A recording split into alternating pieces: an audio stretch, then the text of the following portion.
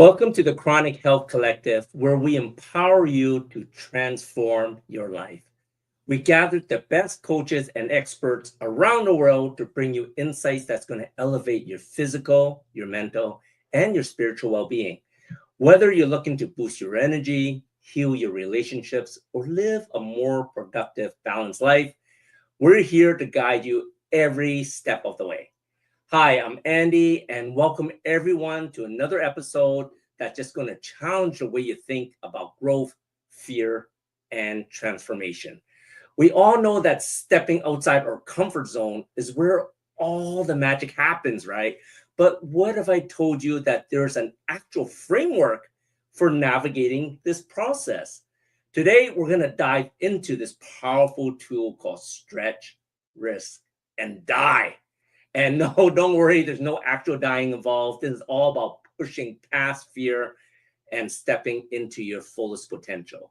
And to guide us through this journey, we got an amazing expert, part of the dynamic mother and daughter duo to help you guide you through growth and fear and transformation, to help you break free from fear, Kelly Fox. And she's from the Fearless Generations. They coach countless individuals on moving from hesitation to empowerment. And today, they're here to break down how we can use all these tools in our daily lives. So let's buckle up. Let's get into it. Hi, Kelly. How are you? Hello. How are you? I'm doing well. That is so awesome. So awesome. I love you and your mother. You and your mother, what a team. And you guys got so much inspiration. And it's always amazing to see family working together because, family usually bump heads and you guys just, it's yin and yang. It's just a perfect match. Oh, well, we bump heads, but we use our skills to move through it. So that is so awesome. So awesome. So today, I think we're going to help people guide them through a little bit of fear. But before we even jump into that, let's understand a little bit more about the foundation, how people, because nowadays everyone's talking about visualization, affirmations, and goals and intentions and everything. And there's just so much information. Like, how do people even get started with something like that? Yeah. So we're going to be teaching you a tool today in a little bit. Mm-hmm. And part of the foundation of that tool in moving forward with using it is setting an intention. And I think a lot of people have the idea of affirmation, intention, goals, like they think they're all the same thing. Mm-hmm. But in fearless living, they are not. They are not the same thing. So an affirmation is kind of something that you're calling out, right? You're putting it out into the universe. You're saying something that isn't currently true, but you want it to be true. So you're calling it, right? You're calling it forth to you. And an intention is a statement that you create that is action focused, that is something you can actually practice and do. And goals are those things that you're going to do to practice your intention.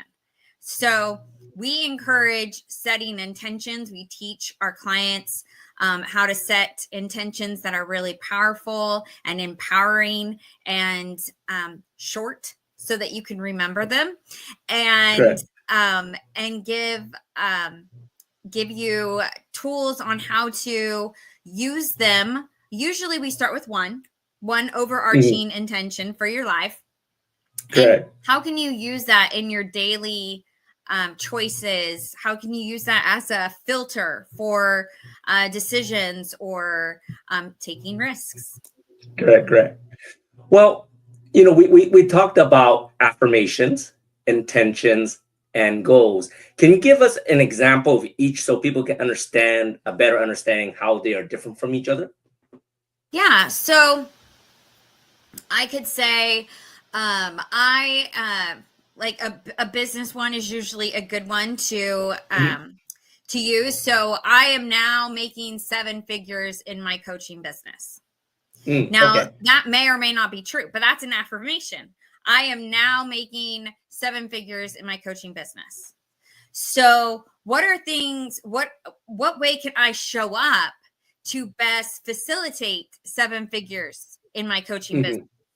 Right? So that's what your intention is based on. Your intention is based on, how do you want to show up? Who do you want to be as that 7-figure coach?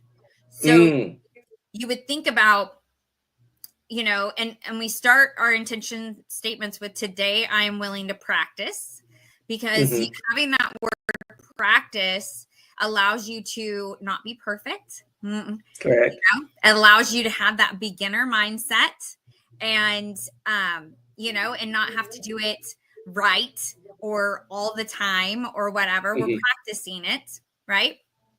So today I'm willing to practice behaviors that will move me towards whatever, right? I don't know. It depends on your business how you would probably phrase that. And then your goals, or those things that you're going to do. I'm going to reach out to 20 new people. I'm going to do Facebook Lives every day. I'm going to, whatever these things are, those are your goals. So your goals support your intention statement. Now, if you really find affirmation powerful, go for it. Use them. But also go to that next step of turning it into an intention statement, so that you have an action to do. You have something to practice, something to step into, something to support you when fear is, telling you to stop. Correct. So that intention statement is that thing that's going to get you past those moments and keep you practicing, keep you taking one step in front of the other. I love it, because like a lot of people is, visualization is a big deal now. You hear everyone saying visualization. I'm envisioning to be a millionaire. I envision to have $1 million. I envision to have a nice home. And, I envision I'm going to have a beautiful wife or a wonderful husband. But that's all they're doing. They're just doing the affirmation part. Like what you're saying, these you have to do sort of like all three to make the final goal come true then, right? Because I think a lot of people, they start with the affirmations and then they just hope it goes to the goal. Like they forget the middle part, right? Yeah. And, it'd be nice if you just put it out there and it came automatically back at you, but it usually takes you doing something. Correct. You got to step out of your comfort zone and take a risk or do something different, right? Like it's not just going to show up because you called it forth. So, Correct. There's, if you want that husband and you sit in your house and say affirmations all day, they ain't going to show up at your door and knock and say, here I am. You have to go out. You have to go meet people. You have to ask your friends, hey, do you know anyone single, right? Like you have to do things to make that happen. So it's the intention statement takes it to the next level. And I love what you said about intention. This is the first time I heard it. I'm sure I heard it before somewhere else, but this time I heard it when you're saying, today I'm practicing. Because I think a lot of people, when they are setting on their intentions, right, is they want it to be perfect, right? Or even when they're doing something, it's like, I'm not going to do the next step until I have this perfect. And then, like you said, now they're stuck. They can't go towards a goal because they are stuck there trying to make it perfect. And once they fail the first time, that's it. They're done, right? And I'm seeing this over and over again. Doesn't matter if it has to do with business, do with your relationship, do with your health. As people say, oh, well, someone told me to do this. I tried it. It didn't work. It was total bullshit. And, that's it, right? But, like what you're saying is true. Like you're practicing. And, can you dive a little bit more into that? Because I think so many people, especially it comes down to fear, because like once they fail, they got that fear of, well, I knew I couldn't do it. I knew this, I knew this was BS, right? I did it anyway, but now look, I look like an idiot because I tried doing it, right? But when you're saying practicing, that means you're almost like continuously revising. Is that correct? Yeah, I think so. And you can tweak your intention statement as you go. Like maybe one Mhm, word becomes more powerful to you, or it feels mhm, stronger, or it gets you more excited. And so you can insert that word in there and take out a different one or whatnot. But you want to keep them kind of short, because if they get long, you can't remember them. Mm-mm. Right? So correct, if you can't remember it, then it's not going to support you because you can't tell it correct. to yourself. Right? So yeah, so you want it to be empowering Mhm, to you for sure. Um, my overarching intention for the last, I don't know, 20 years has been I am willing to practice trusting myself more.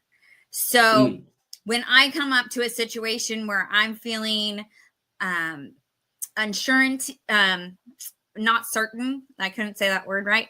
Um, or I'm questioning, or I'm comparing, or I'm whatever, right? In mhm, that moment, I say, okay, how can I practice trusting myself in this moment? mm, What would be something I could do right now where I'm trusting myself? And that's that step with the intention. That's okay.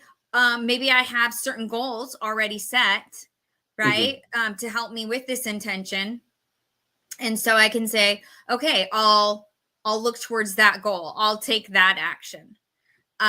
So like certain things that I do every day is I write acknowledgments. My mhm, acknowledgments very much support my intention, and acknowledgments are correct, things that you're writing about yourself. So things mhm, that you did during the day that you're acknowledging yourself for. So mhm, every day I write 5 acknowledgments. And that supports me in practicing that trusting of myself, mhm, and shows me evidence of, hey Kelly, you trusted yourself these 5 times because you took correct, these 5 actions. And so that's one thing that I do that supports my intention. It's a goal that supports my intention of trusting myself. So you might have something else like a mhm, fallback, like you'll pause, you'll take a deep mhm, breath, correct, you'll go for a walk and mhm, recenter. Whatever it is that's going to get you back into that place of, okay, I'm going to go forward with my intention. I'm going to do something that's going to support my intention of trusting myself, of whatever it might be, of having innocence towards myself, of having compassion towards myself, of mhm. seeing my own innocence, whatever it might be, you're practicing. It get there's having a few things that's going to support you back into that space is good to have on hand. Mm. I love that. So it sounds like, when you're setting intentions, you mentioned trusting yourself, but then this is really quashing a lot of self-doubt a lot of people get too, right? Because like once you start having the self-doubt, now you're trusting yourself. It's okay when this happens, Yeah. right? And then like you said, writing the 5 accomplishments or acknowledgments that you've done for that day, it gives you that boost in confidence that you are heading towards that goal. I love that. I love that. Let me ask you this: what mistakes, and this might throw you off a little bit, but what mistakes do people often make when they're using affirmations, intentions, and goals? Like, can they be totally misaligned from one to another and then just, end up like being like squeaky lines here and then you're just way off somewhere else? Because a lot of people thinks it's just a gradual line. That's not how things work, right? Not necessarily, no. I Yeah. If think, you can just give me a quick answer to that, I yeah, think I it'll be think good for people to understand that. usually people either they make their intention statements too vague or Mm, too long, or they're not necessarily empowering, and then or affirmations that don't move them into taking action. that makes Or sense. goals, they're unattainable. Like they're all in the die zone, which we're going to be talking about, instead of smaller in the stretch zone. Right. Like they're wanting to take these big leaps out of their comfort Correct. zone instead of baby stepping it. So then they get discouraged, or the fear comes on big time, and they they stop.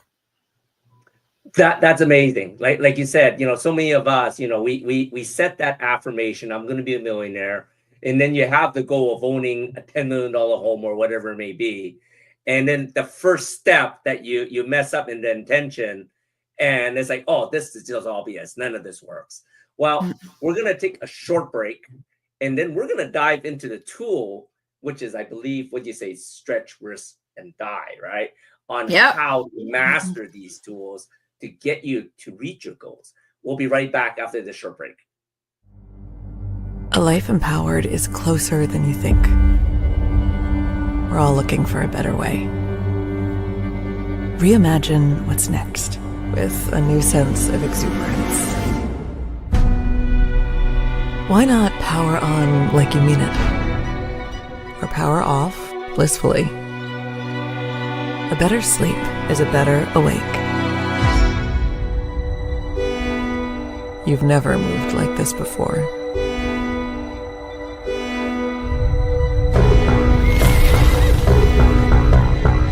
With the energy nature intended.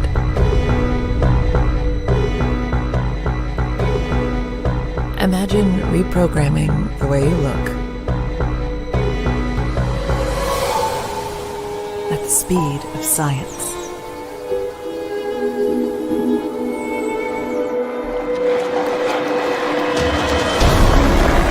At longevity,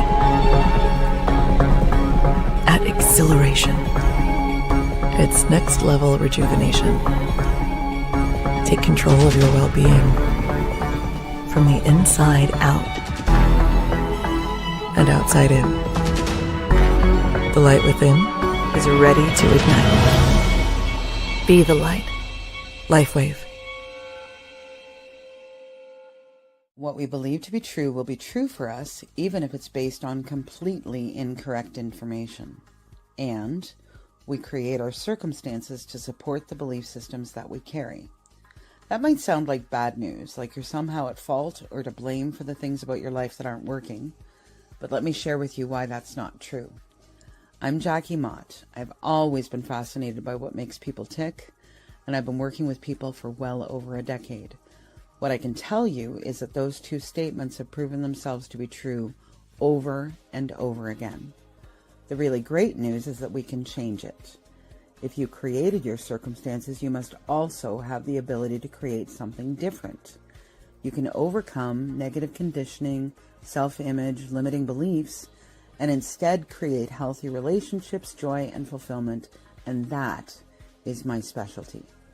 You can find me at jackiemott.com or on Facebook or YouTube. And if you're ready to start living with confidence, joy, healthy relationships, and excitement about your life and future, send me a message or an email and let's talk about it.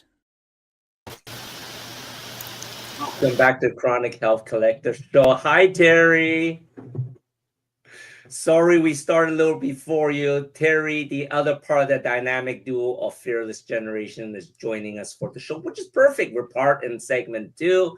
And in the first segment, Kelly was just sharing with us a little bit about intentions, affirmations, intentions, and growth with goals. And now diving into it, from my understanding, you guys have an amazing tool called Stretch, Risk, and Die. Terry, since you just jumped on, can you explain to us what each of those zones mean? You bet. If you could think of a target visualize a target in your mind, and the center of the target would be your comfort zone. A comfort zone is what we know. It doesn't mean it's comfortable, but it's what we know and what we understand. And that's where fear keeps us. It keeps us in that comfort zone. Fear insulates that comfort zone, telling us that we can't step out of it because it's dangerous, and it wants to keep us safe, right? So the first step out of that comfort zone, if you're looking at the target, so here's the center. Now the next step would be risks. Now risks are something, stretches. I'm sorry, stretches. Stretches are something that we've already done before. We know how to do them. We're just not doing them. And so as Kelly must have talked about intentions are ways to practice getting out of our comfort zone. Correct. So a stretch is something we know how to do, but we're not doing it. So we're not taking that step out of our comfort zone. That's the first step, would be to take a stretch. The second step is called a risk. And a risk is something we don't know how to do. We have not done it before. And so again, that insulation of fear around the stretch zone is pretty strong, because now you're really walking into the unknown, doing things you may never have done before. And so that's called a risk. That's the next step. Now, the last step is called the die zone. And the die zone is doing something that you really don't want to do, don't think you can do, and you're scared to do. I like to talk about when I ran for city council when I was 74 years old. I decided to become a member of municipal government. The die zone for me was walking my precinct. That was the die zone. And so again, fear insulates that risk zone. And so when you take that step into the die zone, the way you use this tool, and I think that we'll be talking about that as well, is to go back to breaking that die down into stretches, breaking it into stretches, and then those stretches can lead to risks. And then that makes that die zone much more palatable and something that you can see yourself doing. But we have that target up in our offices, and we talk about the stretch, risk, and die zone when we're talking to our clients about getting out of their comfort zone. No growth occurs in your comfort zone. That's what you know. It's not taking any risk. It's not stepping forth on a path to your goals, not living your intentions. And so that's what the whole tool of stretch, risk, and die surrounds, is the potential to get out of your comfort zone, to grow, and to reach your goals.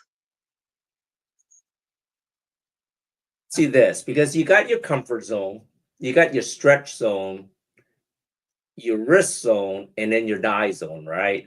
Yeah. And most people are stuck in the comfort zone because we love to be comfortable, right? We don't want to do anything that's not comfortable, right? Like you said, in your comfort zone. Yeah, But it's not always comfortable though, Andy. Your comfort zone is not always comfortable. And I think that's a misconception that some people have, because I like to use the example of a battered woman. The battered woman's comfort zone is being with that person that is, correct. batters her, because she's told that over and over again. She's afraid to leave, that she can't survive. And so it's her known, right? But it's not comfortable. So sometimes that comfort zone, just the language of the word comfort, makes you think that it's a good place to be, but it can be a very painful place as well. That makes sense. That actually leads me to my next question, is like, why do people stay in their comfort zone if it's not comfortable? Like, why are they avoiding risk, stretching, maybe even a little bit of risk? Yeah. It's because it's known. Yeah, it's known. And because it's what we know, fear keeps us from leaving that cocoon. It's like a cocoon, right? And it protects us. And you can think of a child that goes to college, comes home, and then doesn't want to leave. They want to go back to that cocoon, right? They want to stay in that little safe cocoon where they're not growing, where they're not using their talents and their gifts, but it's known.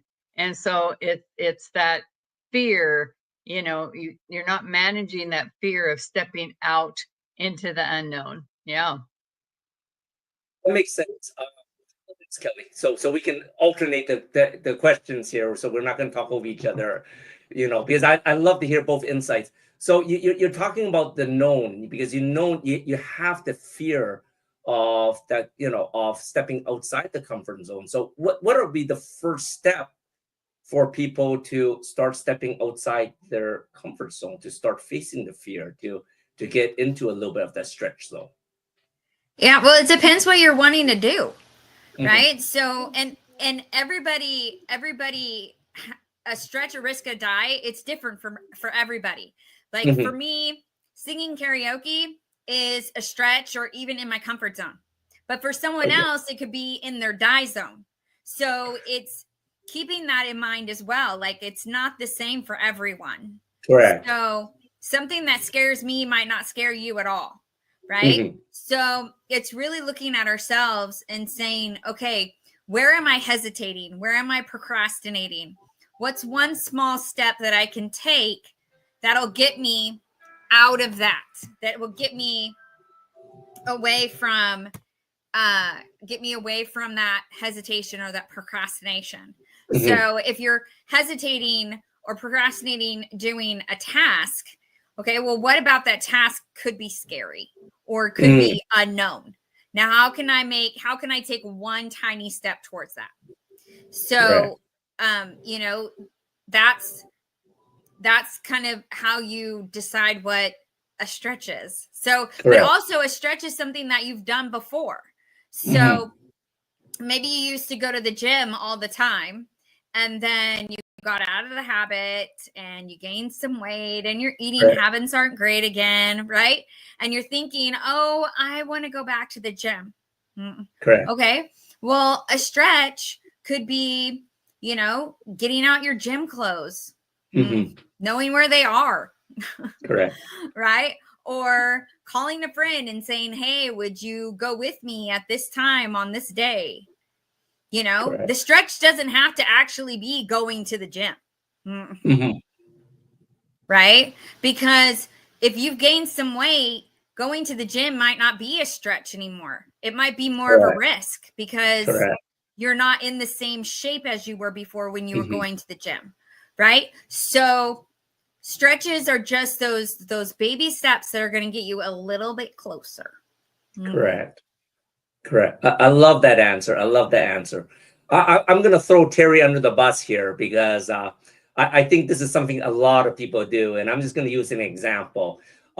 Can people move too quickly from stretch, skipping wrist straight to the die zone? Because it's like, I remember, you know, there's one time me and Minna were going for a walk, you know, in the park.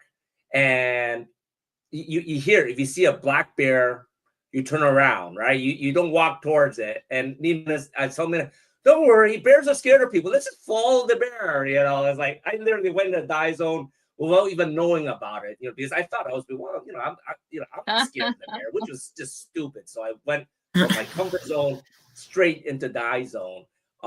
You know, do you find that a lot of people, they may, you know, if they do that, you know, what consequences would it be? Because I'm sure it should be done in steps. It should not be a big jump in that aspect. Yeah. Well, you're talking about literally dying, right? Not just taking risk of fear. So, I mean, there are different levels of fear. Seeing a bear could elicit physical fear, right? Because you are in danger, physical danger, not just an emotional fear. So most of the people that we work with, we're talking about emotional fear. Your body doesn't know the difference. I mean, your body reacts exactly the same. But I think you could probably answer that question yourself, that when we try to go too quickly, when we move without intention and we just jump in, oftentimes our fear is exacerbated, right? Oh, for sure. It's the idea that die could be our goal. That could be our goal, is to get to that point. But in order to get there, we need a way to do that that's safe, emotionally safe for us. Because if we were to jump in, you know, skip the stretch and risk and go straight to the die, and we're unsuccessful, then we're probably going to say, oh, I'm not good enough, I'm not smart enough. And we start to devalue ourselves and beat ourselves up because we haven't taken those interim steps that give us the confidence. Because each stretch that we're successful at builds our confidence, builds the clarity around our goal, gives us the compassion for ourselves that's necessary for us to keep going, even, you know, going through the fear. So it's all of those emotions and those characteristics that we develop as we navigate life successfully, you know, where we can reach our goals, live intentionally, have compassion for ourselves, and give ourselves grace as we're working through what we want. You know, just having the clarity around what we want. What is that die out there? Is it to, you know, for me, was it to get on city council? I mean, I didn't know if I could do it or not, but that was my you know, my goal. And I was intentionally taking the small risks to get there. And even when it was difficult as a die, because the goal and the passion was meaningful to me, I could continue. And if I had to step back to a stretch, great. Take that stretch, build up the muscle, than go to another risk, you know. So there's fluidity in the process itself as well. You know, the risk is something you haven't done. The stretch is something you have done. You know how to do it. So facing a risk and then breaking it down into stretches is a supportive activity on how to use that tool so that you can get to that die. But jumping straight to the die, I don't know that I've ever had the courage to do that, you know. And I'll tell you, if I saw a bear, I would definitely go the other way.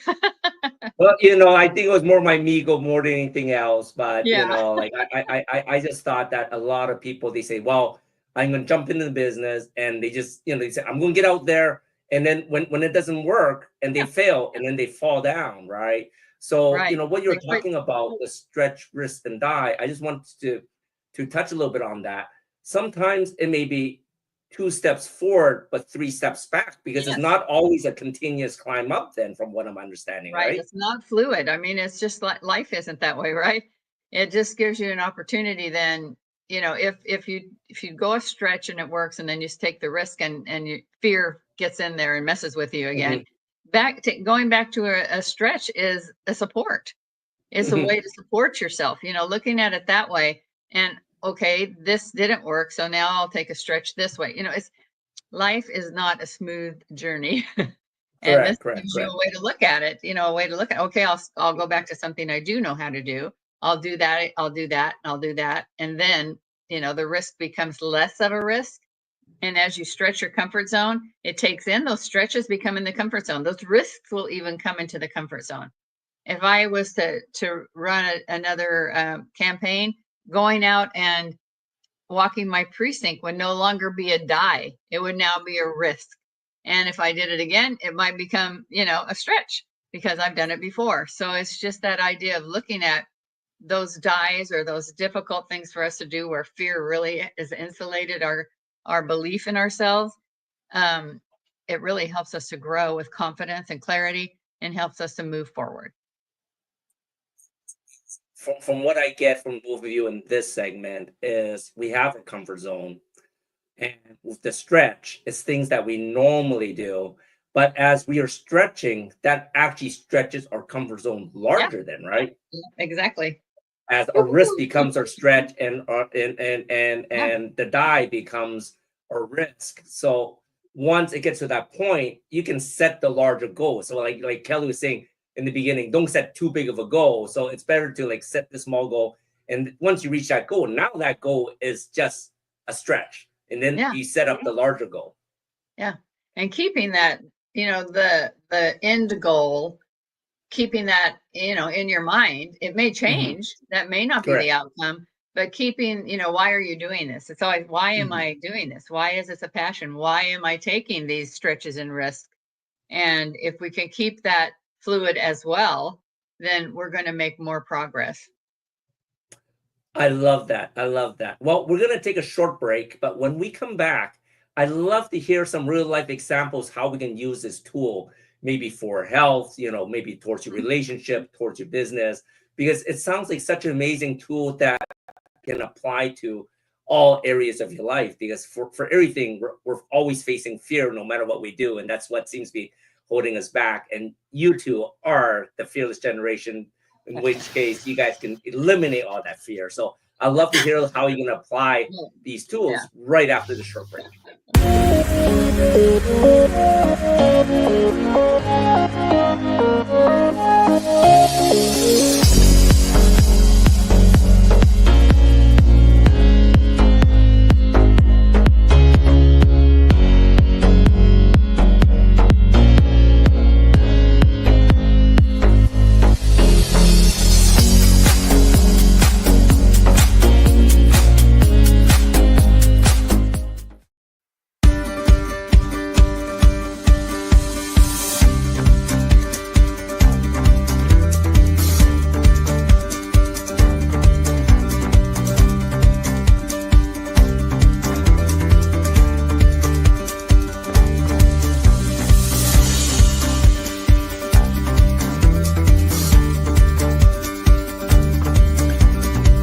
Be attentive to what you tune into.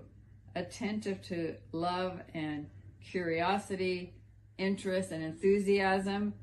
Passion is love.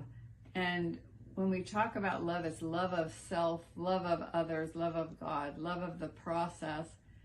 Passion is that place, that sweet spot where we are living intentionally, we are living attentively.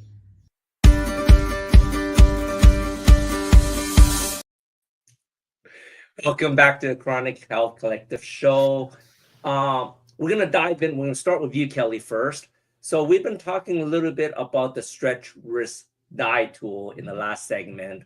What do you think would be the first step for someone new into trying this tool? The first step is to set a goal. So Okay. what is that dream? What is that aspiration? What is that desire that you have? So like we were talking about affirmations, intentions, we talked about that 7-figure business, right? Right. So if that's your goal, right? Okay, well, what are things that you know you need to do to get you there? Make a list. Make a list of things that you know you're going to need to do to get there. And then map them out. Some of those tasks are going to be in your comfort zone. Some are going to be in your stretch zone, or your risk zone, or in your die zone. So once you have them all mapped out on your bullseye, then you can start taking action. So the ones that are in your comfort zone, you can get those done. The ones that are in your stretch zone, maybe you need to give yourself a deadline or an accountability partner, and you can get those done. Right? You look at the ones in your risk zone, and you say, okay, how can I break this down into stretches? How can I baby set myself up to this risk? And then you can start taking action towards that. And then by the time you've done all that, the thing that originally was in your die zone is no longer in your die zone. Your comfort zone has expanded and encompassed, your stretch zone and maybe even parts of your risk zone. And so that die isn't so scary anymore, right? It's come closer to you. It's come closer to your comfort zone. And then the coolest thing that happens then is that even bigger dies are now in view. Right? So things you didn't even think you were capable of doing, things that you didn't, that didn't even come to mind before, are now in view. They still scare the bejeebies out of you, right? They're still in that die zone, but you can actually see them now because you've taken so many steps and you've expanded your comfort zone so much that you're now close enough to see them. I love that. So just to verify for our viewers out there, when you're saying, make a list to reach your goals, like, the things you need to do, and you're saying map it, you're mapping it by putting it, either into your comfort zone, your stretch zone, your risk zone, and into your death zone, right? And then figuring out how to hit each of those things as you're stretching out further and further out of that bullseye target, I guess. Yeah. So like we talked about before, like certain things you might need to do for your business, right? Like you might need to talk to 20 people a day. You might need to go to so many networking events a week. You might need to do Facebook Lives every day or whatever it might be, right? So you list all these things of how you're going to get noticed, how you're going to get awareness of you and your services. Well, talking to 20 people a day might be in your die zone. So you're not going to start there. Right? So where are you going to start? You're going to start with something that is in your comfort zone or just in your stretch zone. That's where you're going to start. And you're going to start doing the things that are there. So maybe a newsletter is a stretch for you. So start getting consistent with your newsletter. Maybe that starts to build your contact list. which then puts you in different audiences, which then allows you to make new connections and find out about new networking places, right? Like it all builds on, but if you start with something that's in your die zone, you're not going to do it. You're just going to stay, oh, it's not possible. I can't do this. This is too hard. Or like you were saying, this is BS. This doesn't work, because you're starting with something that's in your die zone, or even starting with something that's in your risk zone. Correct. You need to start where it's a stretch. Correct. I love that. The next question's for Terry. Terry, in the last segment, you know, we were talking about the comfort zone, but comfort zone isn't always a good thing. You know, like, you know, right now, you know, there's people in relationships that probably shouldn't be in a relationship, right? But like you said, you know, like that's how my parents were. My mom and dad were together just for the sake, because they didn't want people seeing them as not a couple, even though at home they were at each other's throat, but once they're outside, they're smiley and everything. Right. So, you know, in my mom's comfort zone is like, well, I'm uncomfortable showing that a relationship isn't working.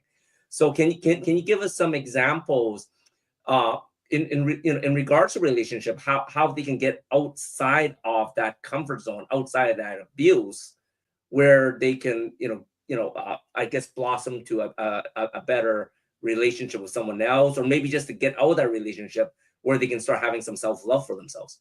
Yeah, I think that's a really complicated scenario, but I think for people, I mean, it's very complicated because of the emotions that are involved, you know. But again, it would be breaking that down into things that you can do, if your self-worth depends on the way other people see your relationship, then it's really important that you start working on your self-worth and your value. And that's something that is in the die zone for many, many people. Yes, I love that.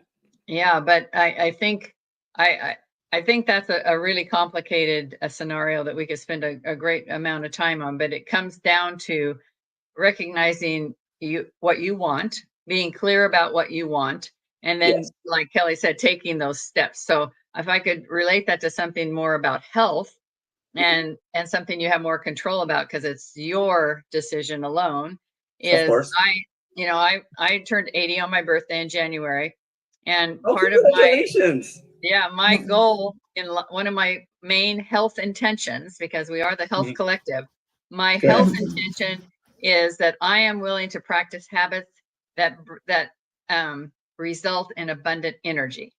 And people can't believe that I'm 80 because I have abundant energy. Correct. That was my goal, right? Yes. My intention was that I was willing to practice habits, healthy habits. So my result was to have abundant energy. My goals then became my habits. So hydrating, getting 7 hours sleep, moving every day. I walk 3 miles a day, eating. At first I said no sugar, and I changed that one to less sugar because I couldn't go no it's very sugar. hard. Exactly.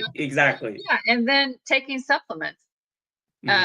So those were my 5 habits that became my stretches, that became in my comfort zone, that became habits that have led me to abundant energy.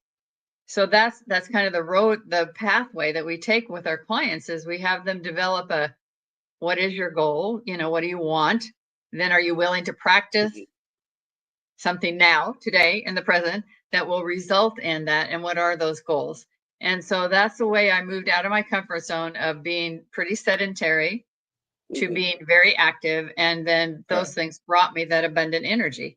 So I used the model to do that. You know, Kelly, I think, talked about intentions earlier on. Correct. Very, very important. And so if your intention was to be in a relationship that was healthy for you and your children or whomever you're in your sphere of influence, it would be the same process. What's your intention? Then can you develop habits and behaviors around that intention? And sometimes what happens when you have the intention to be happy is you can become happy in the situation you're in. If you practice those, intentions and those goals and what, like Smiling every day can change a relationship. At being kind to each other can change a relationship. So I mean, those are the ways to, to change a relationship, especially a marriage of many years. It might be to resolve the relationship, but it might be that you could take actions, both stretches, risks, in order to change yourself, because that's all you have control over, that relationship could be healed or not. So, yeah. I love it. There's one thing you said there that I think a lot of people should resonate with is changes in yourself, because so many of us are trying to make changes in the others. They think all the problems is with the other people. Is like, my mom doesn't like me because of this. I want her to see this, or my husband doesn't see this, or whatever. And we're always trying to change them. But like you said, when you start realizing that you can start making changes, and the changes in yourself, and that just changes everything. And the changes that you're doing is stretching out what you're comfortable in doing, right? I love that. I love that. So let me ask you this. Do the risk zones change once in a while? Because if you're stretching a little bit and the risk becomes, oh my God, there's just no way I'm gonna do that. Do you pivot? Because how you say things are always revolving. Because like I'm just wondering, like, if you're mapping everything out and you say, well, I need to speak to 20 people, you hit 15, and some people say, well, it's just too hard, and they give up, right? Do people, like, do you suggest people making changes to evolve with, as to expanding that comfort zone, if that makes sense? Absolutely. You might find, like you set a goal of 20, and then you find as you're doing it, that's not a stretch. So take it down to 5, take it down to 10. Anything you're doing is better than doing nothing, right? So make it a stretch. After you're doing 5 for a while, it'll be easier to do 10. After you're doing 10 for a while, it'll be easier to do 15. Right? So as you continue to expand your comfort zone with these baby steps that you're taking, it'll be easier to step into those further away tasks that you have set for yourself, because your comfort zone continues to expand and engulf the things that those things that you're doing. Right?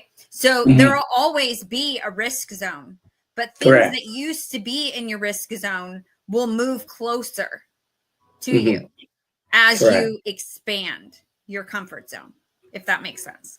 No, it makes total sense. I love that. Let me ask you this, because this is a tool that you share with all the people that you're changing lives with. Is there a success story that you can share with us that that have used this tool effectively to change your lives, regardless if it has to do with health, business, relationships, or whatever it may be? I got tons. We only have time for one.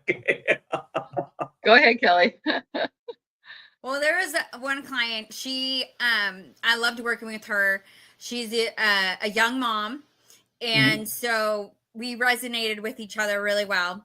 And she was just really anxious about a lot of things, especially her relationship with her children. Just so nervous about doing something wrong, and not living up to being the mom that she wanted to be. And breaking things down was life-changing for her.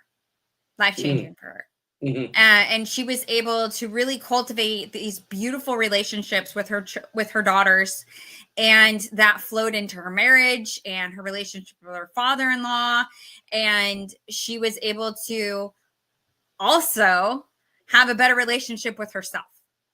So the amount of anxiety that she had around all of these choices in front of her just diminished so much.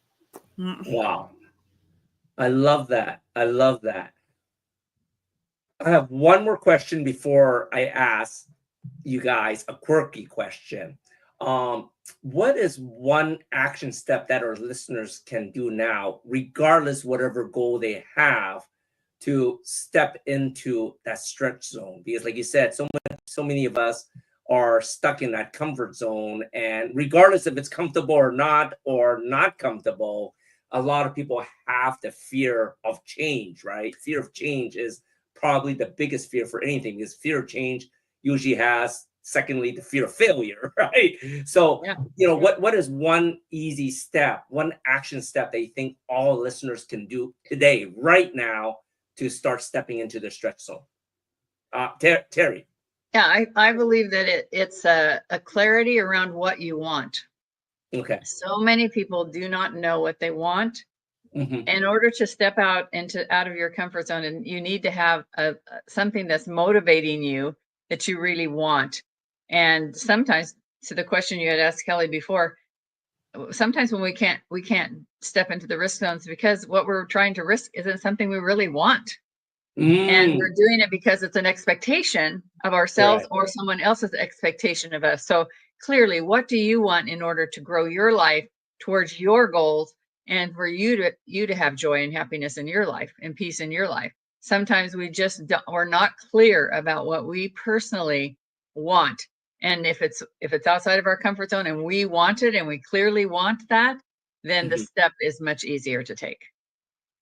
I love that. That is probably one of the most profound questions everyone should ask themselves, because most of us are doing something someone else wants. We don't actually know what, a lot of times we don't even know what we want, right? So I love that. Oh, right. Yeah. I love that. That clarity. Well, I'm going to ask you guys a quirky question. We are the foolish couple after all, and I want answers from both of you, all right? So if you were to describe the stretch, risk, and die zones as amusement park rides, what would they be? And which is the one you're never gonna ride twice, because that's definitely in the die zone. You first, Kelly. I love roller coasters, so Disneyland is my happy place. But I would say like stretch zone could be like Peter Pan. It's dark in there, but everything glows. Okay. So it's not, it's not too scary, right? Peter Pan's a good ride. Or like a Storybook. Storybook can be kind of a scary ride because you go into the mouth of the well. So I don't know. It depends on how you have your fears. But and something a little bit more scarier might be the teacups, right? Because you get sick. And then, the die zone might be the Matterhorn or, Thunder Mountain Railroad or something like that. Something that goes faster and has bumps and stuff like that. So, it all depends on where your fears are, right? Correct, like something that's scary to me might not be scary to you. So it's, I love what Terry said of, just really getting that clarity of where is the fear for you, and I love that. And assessing that for yourself. Yeah. And quickly, Terry, what would your 3 rides be for you, for your stretch, risk, and die? It's funny that you ask us that, because we are aficionados of Disneyland to the max. So Dumbo would be, the easy ride. That would be the stretch. That's the comfort zone, right? Yes. That's definitely in my comfort zone. It's a Small World too. That's probably in my comfort zone. But the roller coasters are not my die either, except for the one at California Adventure, Disney California Adventure, because it goes around in circles. And so that makes it a die for me, because I have vertigo. And so it makes me, it just freaks me out. So I never ride that ride. It's my die zone. I'm not going to ride it because it's not worth it. I know that. Correct. Yeah. What about your stretch and risk zone? There's got to be some rides in between there. Well, it's really the only reason some of those rides are risks for me is because they make me sick. And that's because I have this vertigo. So Star Wars is a risk for me. Space Mountain is a risk for me, because they make me sick. Not because they're fast, but I'm not going to go on them because physically the fear of being sick is too strong. Correct. I love that, because I was about to say, Terry, it's like comfort straight to die zone like me. Right? Awesome. Yeah, there's not a ride in Disneyland I won't ride unless it makes me sick. That is amazing. So for all of our viewers out there, what is the best way for them to reach out to you to start facing the fears, to start getting outside their comfort zone, for them to even help you to help them start mapping where they need to go from their stretch, risk, and die zones? Yeah, I would love for them to email me at kelly@fearlessgenerations.org. It's on the screen right now. And we actually have a sheet that I can send them that helps them walk through the process. I also do a session, and Terry does a session where we can walk you through the process and help you figure out what are all those different tasks and where do they lie within each zone, and what are those first steps you're going to take, and really map out your course to get to this goal. So yeah, email me. I love it. I love it. Thank you so much, you two, for being on the show today. I learned so much, and now I'm going to have to stretch out my comfort zone to get, to do the steps rather than going straight into the die zone. Anyways, next week, we're thrilled to welcome wellness coach and intuitive healer Amanda Johnson. And join us here every Tuesday at 7 p.m. CST for more tips to up-level every aspect of your health and your life.